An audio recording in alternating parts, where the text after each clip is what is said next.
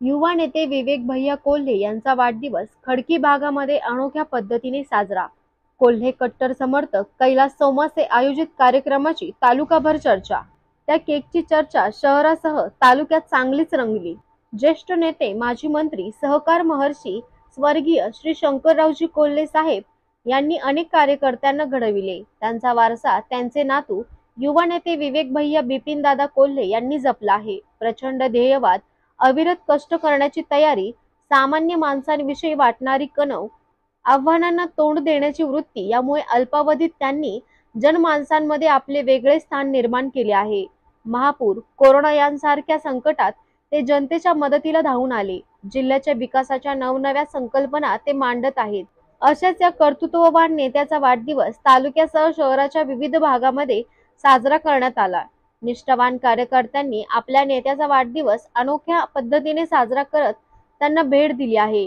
त्यातच कोपरगाव शहरातील खडकी भाग या ठिकाणी युवा नेते विवेक कोल्हे यांचा वाढदिवस वेगळ्या पद्धतीने साजरा करण्यात आला होता. त्याची चर्चा संपूर्ण तालुक्यात चांगलीच रंगली दिसते आहे.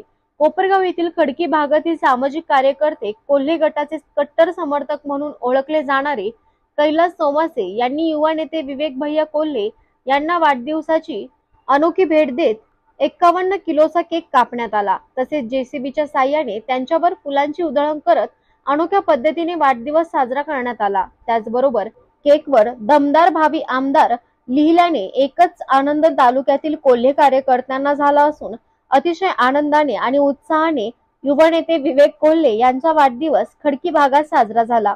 या प्रसंगी कैलास सोमासे, दीपक जपे, राहुल खरात, मारुती जपे, युनिसभाई शेख, निलेश डोके, श्याम शेवते, पप्पू दिवेकर, सचिन पवार, खंडू वाघ, सार्थक चव्हाणके, अभित शेख, आकाश दिवेकर, गणेश गवारे, माऊली जाधव, राजूभाई शेख, विजू बोर्डे, अप्पा अराक, विजू नाना मुंगसे, रवी बाहुळ, संतोष खैरनार, बबलू मुंगसे, गणेश सोमासे, लक्ष्मण पाटणकर, लक्ष्मण भालेराव, संजय पवार यांच्यासह नागरिक व कार्यकर्ते मोठ्या संख्येने उपस्थित होते.